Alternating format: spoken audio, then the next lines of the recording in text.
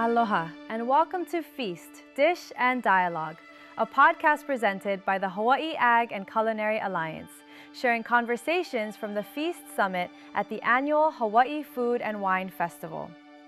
Here, leaders across food, education, agriculture, sustainability, and tourism come together to explore the future of food systems and hospitality, and how culinary sits at the center of the visitor experience in Hawaii and beyond. Pull up a seat and join the dialogue. In this Feast Dish episode, we feature keynote speaker John Tsou, OpenTable's VP of Marketing from the Feast Summit stage. Recorded live at the summit in a session presented by OpenTable, Tsou shares the latest dining trends and behaviors shaping the future of hospitality. And aloha, everyone. I'm really excited to be here today. I'm really excited to be part of the Feast Summit. All right, my name is John Tsou. I'm the VP of Marketing at OpenTable. I've been at OpenTable for about 4 years, and it's my job to get diners to go and eat at OpenTable restaurants. But first, I would not be a very good marketer if I didn't take this opportunity with an audience with a bunch of restaurateurs to at least take 30 seconds to talk about OpenTable. So, for those of you who don't know OpenTable, we are a restaurant tech platform dedicated to helping you run your restaurant. So, we're probably best known for A, having the best table management software in the market, and B, coupling it with one of the biggest diner networks out there. So, we're the ones that are not only going to get you those butts and seats, but we're also going to help optimize the floor so you can squeeze even more butts on your busiest nights. I think one of the challenges in selling OpenTable is that we have so many features, so it's really easy to lose the overall message. So I'm actually just gonna ignore all that. And all I'm gonna say is that there's a bunch of OpenTable folks here at the session. So if you're a restaurateur and you're not using OpenTable, you should come say hi. Because if we put the technology aside, I think what really sets us apart is the fact that all of us are extremely invested in making restaurants successful. And I think the best advice that I can give you for any partnership, right, technology platform or otherwise, is that working with good people and working with good people who have your back, that's ultimately what's going to make all the difference. All right, that's it. That's the sponsored ad portion of this session. So that wasn't so bad, hopefully. Now we can get back to our regular programming. Which means coming back to me. So like I said, I'm very excited to be here today, be a part of Hawaii Food and Wine. I'm actually on island maybe once or twice a year. My mother-in-law lives here in Waimanalo. And in fact, 3 years ago, I got married over at Kualoa Ranch, which is about an hour drive from this hotel. It was right at the tail end of COVID. So it was the first time we were really able to spend time with friends and family, so actually in real life. So the weekend was extra special. As a result, Oahu has this really particular special place in my heart, and I'll really take any excuse to come here. I'm also Asian, so the food is really important to me too, and that's really what made the weekend special as well. And I don't know if Chef Andrew or anyone from Pig and the Lady is here in the audience today, but they catered our wedding, and it was absolutely amazing. The ahi toast was hands down the best bite of the weekend. So again, coming here to speak is really a privilege because it gave me another excuse to come here and eat at Pig and the Lady, which I did yesterday. So thank you again, Hawaii Food and Wine. Okay, let's move on. Our topic for today is the future of dining in 2026 and beyond. And as I was mulling this topic over, I think what I realized is that talking about what might be different in the future means acknowledging that things are going to change. And we all know that change is really hard. And uncertainty is not that fun. But we also know that it's a fact of life. And in fact, we've known this for centuries. So this is a quote from the Greek philosopher Heraclitus, from thousands of years ago. The only constant in life is change. Let me give you another quote about change that's a little bit more recent. This is a quote from Justin Trudeau, the former Prime Minister of Canada. He said, "The pace of change has never been this fast, and it will never be this slow again." So Mr. Trudeau said this at the World Economic Forum all the way back in January 2018, which is really only 7 years ago. He was talking about automation and AI's impact on world economies. But when you look back over the past 7 years, I think this quote feels right on so many levels, more than just world economies. So from where I stand, I see 3 major disruptions happening today that I think are shaping the world. And they're also shaping the world of dining. So these are the disruptions that are making the world feel uncertain, unsteady, and almost dizzying in its speed. And these are the changes that I think make 2018 feel slow and boring in comparison. So let me quickly go through these 3 disruptions with you, because I think they're going to form a great backdrop for our panel discussion today. And it's going to set the stage for our main attraction when the chefs come on. Be warned though, so I work at OpenTable, so you're going to see a lot of data. So strap in. Okay, first disruption. I'm going to use as a proxy TikTok's estimated revenue by quarter. So that's what those little tiny blue bars are. And here we have Justin. He's sitting pretty at 2018, saying just how much change there's been in the world. So I don't think any of you will be surprised when I say that TikTok has grown quite a bit in 2018, since 2018, because we all feel it. And frankly, we've all probably lost a lot of hours to it. But this isn't just a TikTok story. This is the rise of TikTok here represents the rise of the influencer economy more generally. It represents the changing nature of celebrity. You don't need to be a movie star anymore to have influence. It's also paired with shorter and shorter attention spans, the rise of short-form video, a culture that is constantly chasing virality. It represents the rise of Instagrammable moments over real life. And it's also pretty correlated, probably, with how often we say IRL these days. Like, we never said IRL in 2018. You're listening to Feast, Dish and Dialogue, conversations from the Feast Summit exploring how food, culture, and hospitality shape the visitor experience in Hawaii and beyond. This change is changing the nature of how diners discover restaurants too. So OpenTable ran a survey of our diners earlier this year. I'm actually going to be referencing a bunch of the stats from that survey. And so here, we asked diners how they discover new restaurants. What channels matter to them? And I'm only showing 2 channels here, Instagram and TikTok, and I split the results by age group. So the insight here is that social media use for restaurant discovery is generationally different. This probably isn't that surprising. Gen Z uses Instagram and TikTok a lot more than older generations, but they're using it to discover new restaurants. And maybe it's not that surprising either that Instagram is still outpacing TikTok, at least today. If you had to ask me, I would guess that that may not be true in the future.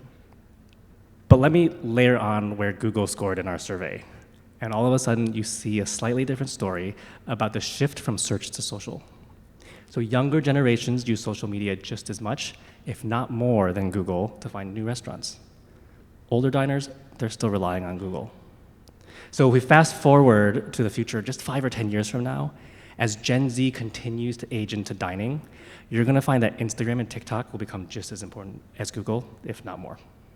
So restaurants, if you don't have your social media strategy in place, it's only going to get more important over time. As a quick aside, you might be curious to know where ChatGPT was on this survey, and the answer is it's way on the bottom. So people talk about AI all the time, but they are not using ChatGPT to discover new restaurants yet. At OpenTable, we've seen this rise of social media. We've significantly expanded our social media presence over the past few years. So last year, we launched a dedicated Instagram handle just for LA restaurants. And we've seen a lot of engagement for LA diners. We also launched an Instagram handle dedicated to restaurateurs too, so we can share insights into sort of like what I'm doing today. All right, that's the first one, the rise of social media influence. For the second one, second disruption, let me use the average price of fresh chicken in the US as our proxy. Okay, again, here's Justin all the way back in 2018 proclaiming that change has never been as fast as it was, and the red line represents the price of chicken per pound at the time. We all kind of know the story of what happened here. Prices have skyrocketed. I'm not going to get into the whys of what's happened. I think COVID had a really big impact. There's a ton of uncertainty these days from a policy perspective that's not helping. But let's all acknowledge that we're living in a new normal. And yes, this has material impact on restaurants. Whenever we survey restaurateurs, we hear that cost of goods sold and labor prices are the biggest pain points that you have. I will say, though, that cost has always been a pain point. This isn't new for restaurants. They're always talking about cost of goods sold and labor. But this kind of disruption in this short of a time period has really brought it to the forefront. But we should also consider the flip as well. Restaurants are feeling the pressure of rising prices, but so are diners. The economic disruption is impacting everyone. And this is where the story doesn't seem to play out as you'd expect, because despite this economic uncertainty, OpenTable data is suggesting that diners are still dining. So this is back to the survey that we ran this year. When we asked diners how frequently they dine out, more than half say that they dine out at least once a week, which is a lot. And when we asked them how much they spend on a casual meal out per person, about the same percentage said they spend at least $50 per person. So I've got Hawaii split out here too, compared to the US, and you'll see that the numbers aren't quite as high, but it does still seem to say that diners are still dining. Let me give you another signal. This is how many more covers OpenTable has seen year over year in Hawaii for restaurants that categorize themselves as either $2 signs, $3 signs, or $4 signs on OpenTable. And so you see the biggest growth year over year is in restaurants that categorize themselves as the most expensive on our platform. So diners are going to $4 sign restaurants even more than a year ago. So it's just another sign that dining hasn't gone away. And economic pressures aren't necessarily tamping down demand for nice meals and experiences. Feast, Dish, and Dialogue is presented by the Hawaii Ag and Culinary Alliance, the nonprofit organization behind the Hawaii Food and Wine Festival. Founded to strengthen Hawaii's culinary and agricultural industries, HACA connects world-class culinary events with year-round investment in education, workforce development, and local agriculture. Through programs that support students, entrepreneurs, farmers, and hospitality professionals, HACA works to ensure Hawaii's food and hospitality ecosystem continues to grow, innovate, and thrive. All right, but let me give you a contrarian point of view. When we asked restaurateurs what are trends they expect to come in 2026, the number one answer was happy hours and value promotions.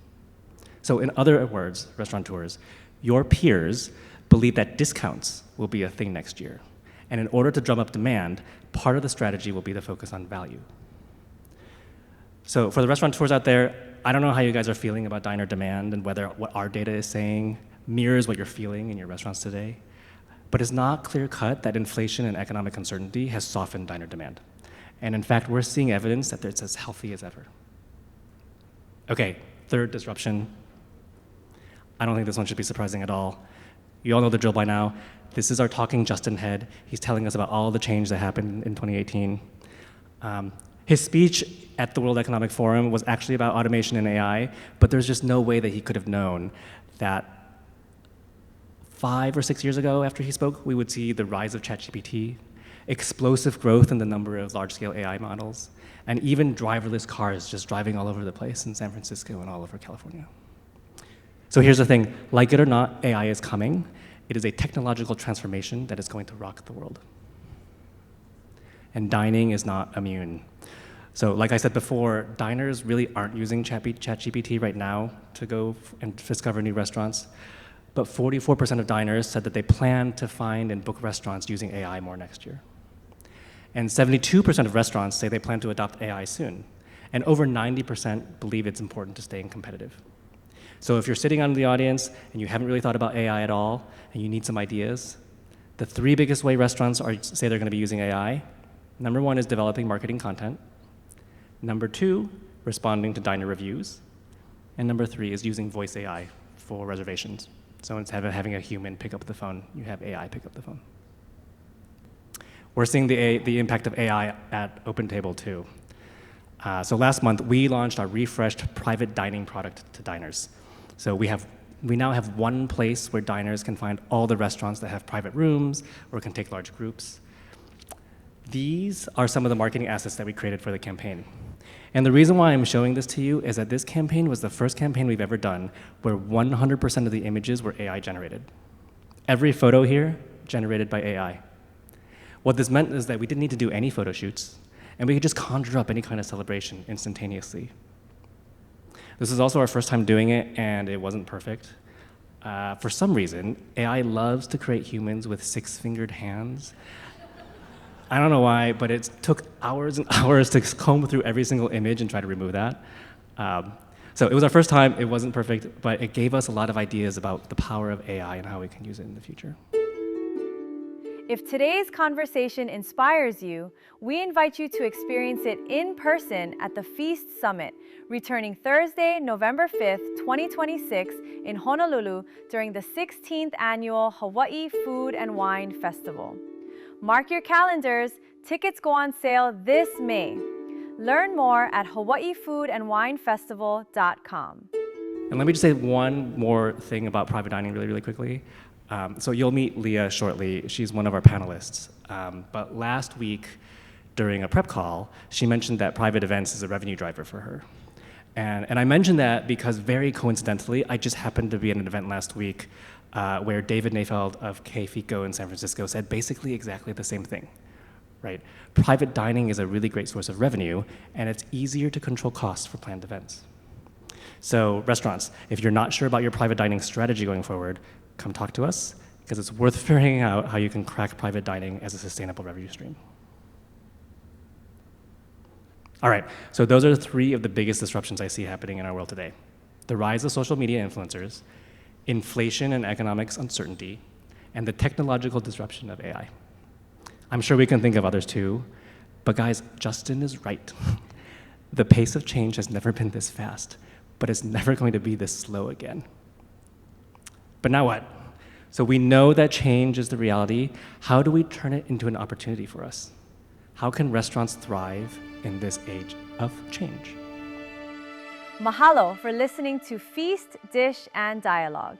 If you enjoyed this conversation, subscribe and share it with someone passionate about food, agriculture, and hospitality. To learn more about the Feast Summit and the Hawaii Food and Wine Festival, visit hawaiifoodandwinefestival.com. Be sure to join us for the next episode of Feast, Dish, and Dialogue.